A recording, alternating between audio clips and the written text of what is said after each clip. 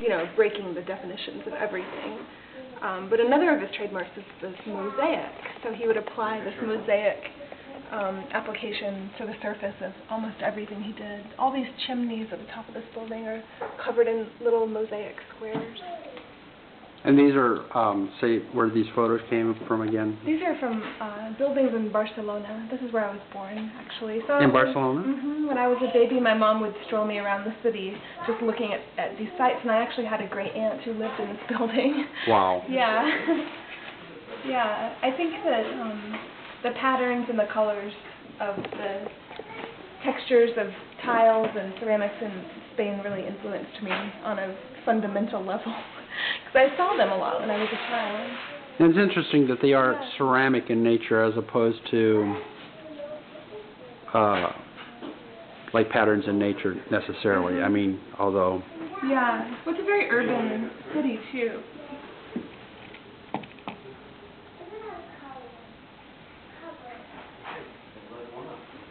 This is a building facade there. They have it's actually it's a printmaking thing where they'll carve into the tile and then put a glaze color on top. So it's almost like a relief print on the ceramic tile. I forget, there's a term for it, maybe sgraffito? I was going to say sgraffito, yeah. But that's usually what you do on bowls and pots and like that. But the whole buildings are covered with it. It's so beautiful. That one too, up on the right there with the brick sort of.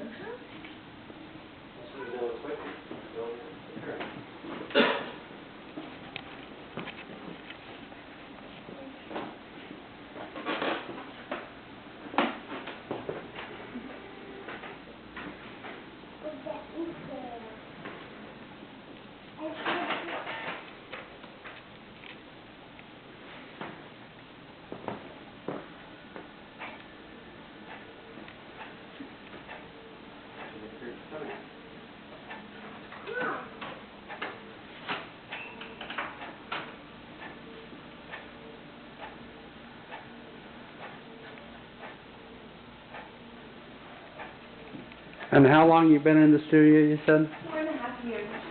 And say something about this building. Oh, sure. This building is amazing. It's the Livestock Exchange Building, and it's a very historical site in Kansas City. Over 100 years old, like 103 years old, I think. And the floors are original, all the woodwork, all the glass. It's very well built, so much so that I have a press on the 3rd floor in the middle of my studio.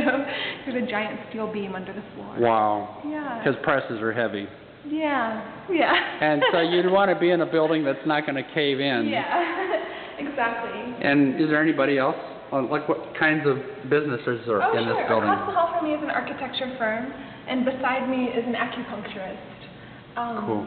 But I love the history to the building. My studio is entirely north-facing, so the windows always have great light. Exactly. Awesome. Exactly, and they're really tall windows, and the location of the building is in the bottoms in Kansas City, which means you can see out across where the rivers are. And look, you got Tessera outside your door. Perfect.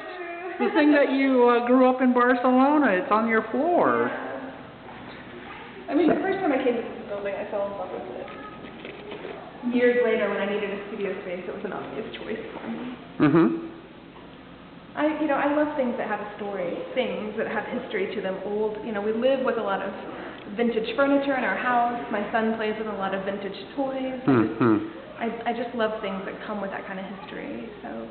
And then you said that instead of going to an art museum, you tend to go to a natural history art museum. I do, yeah. Yeah, when I travel, I like to research more about where I'm at versus the art that's been collected there.